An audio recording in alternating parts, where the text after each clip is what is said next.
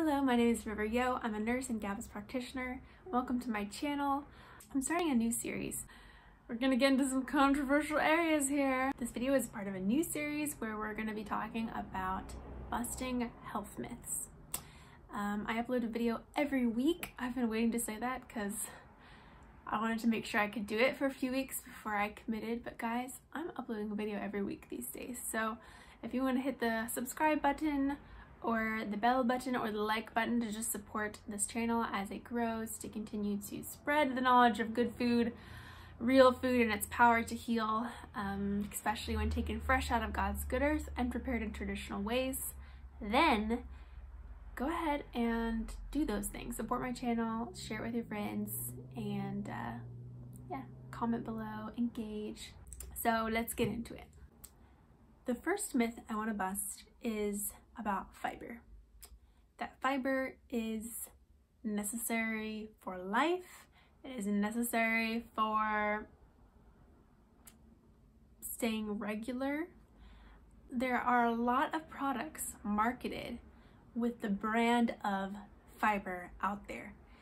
And I just want to let you know that not all fiber is created equal. It's not like there's one kind of fiber molecule and that's it, and wherever you get fiber it looks the same. It's not true. There's different kinds of fiber and the body reacts to them all differently.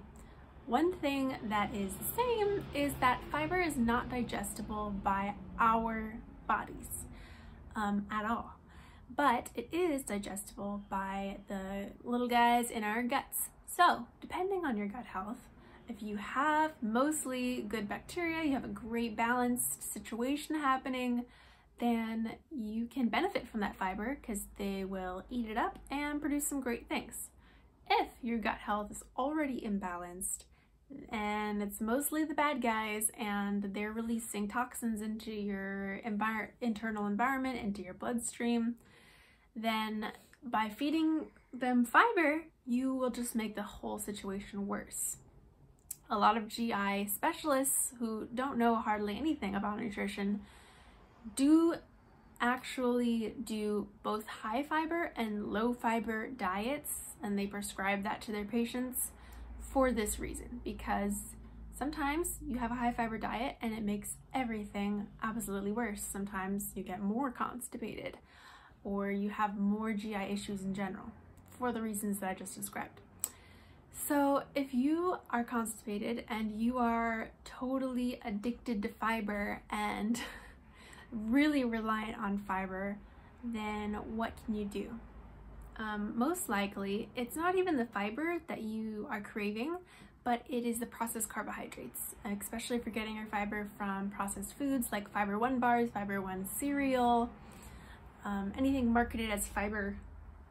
These are all ultimately full of processed carbohydrates that not only are devoid of nutrients that your body can absorb, but because they've been isolated in an unnatural way from the divinely constructed combination of vitamins and minerals in the natural food, it will actually strip your body of minerals and nutrients in order to attempt to digest that food.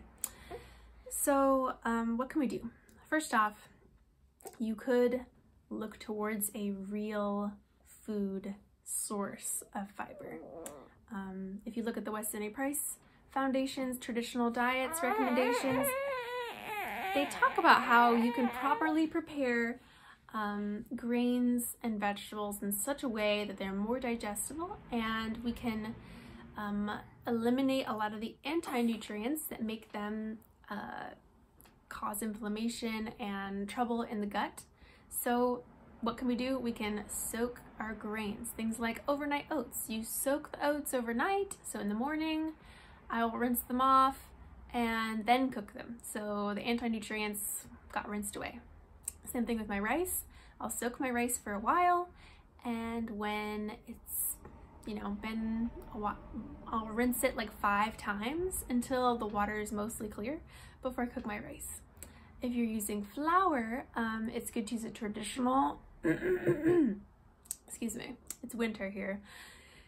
to use a traditional type of flour like einkorn, spelt, something that hasn't been genetically selected for its greater amount of gluten, which the run-of-the-mill wheat here in the US now is much higher in gluten than it was just, 50 years ago, because we've selected genes for that, because it makes everything stickier and spongier and less crumbly. But gluten can be a bit troublesome to your gut. So by properly processing, okay, so first we can choose the right grain. Secondly, we can process that grain ourselves in a traditional way. Sally Fallon Morell's recipe book, Nourishing Traditions, is an amazing resource that has a ton of great ways that you can bake with yogurt, with buttermilk, with yeast in such a way that it traditionally processes away a lot of that anti-nutrients. Basically, we're introducing good bacteria to the grain to pre-digest it a bit for us before then, eating it ourselves. My favorite thing to do when I have a little bit of extra raw milk that's starting to turn into buttermilk is to make buttermilk pancakes. It's super easy. It just never fails. If it's not quite buttermilky enough, I'll just leave it out on the counter. I'll leave the milk out on the counter for a little bit longer until it's tasting a little bit more like a strong buttermilk. And then I'll mix that buttermilk with equal parts of flour, according to Sally Fallon's recipe. I have to look it up. I don't remember the measurements, but basically you mix it with some flour, and then you leave that overnight or for 8 hours or something. And you'll see it kind of puff up and become puffy and rise. It's super fun, and it feels so good to run your spoon through it. It's kind of like that Rice Krispie sound, satisfying feeling. And then you can add your eggs and your salt and cinnamon or whatever you want to add to the pancake batter and throw it on the skillet. So you got overnight oats. Most people have heard of that, but have you heard of overnight pancakes? Oh my goodness, so delicious. Then just pair that with plenty of butter, because whenever we have a carbohydrate like that, we want to add plenty of fat. And top it with some maple syrup. And make sure it's real maple syrup that doesn't have corn syrup in it, because that'll thwart the whole situation. That's a processed grain that's been, stirred into a vat of poison. So don't do that. But a lot of people feel guilty when they eat carbs or when they eat something sweet. But if you're using traditional grains prepared properly and you're using natural sweeteners like maple syrup, honey, stevia, sucanat, it's really not nearly as damaging to your body as the processed crap. It cannot be compared. I would argue that it has no detrimental effect on your body at all if your body's already pretty healthy.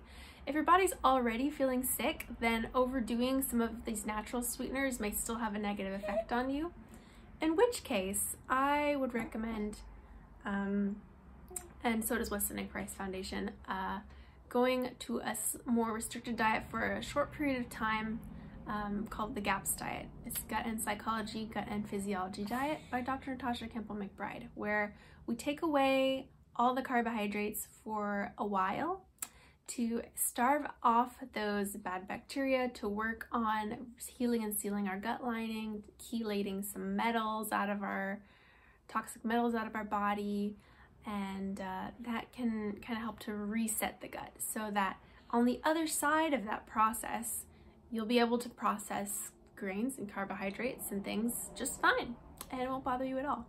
That is the goal. So, anyway, is fiber bad for you? Not necessarily. Are certain types of fiber bad for you? Yes, absolutely. Is all fiber bad for you if you are already in a state of poor gut health? Yeah, it is. So and if you live in the US, most likely your gut health is not what it should be. If you have acne, if you have back pain, stomach pain, joint pain, chronic fatigue, reliant on coffee, craving sugar, then there's probably something going on in your gut that your body's sending you red flags about. So I highly recommend setting aside some time to go through the GAPS protocols, to do that gut reset so that you can fully absorb and benefit from all the goodness from those properly prepared traditional grains and carbohydrates of any kind. So yeah, if you have any questions or comments, please leave them below. Thanks.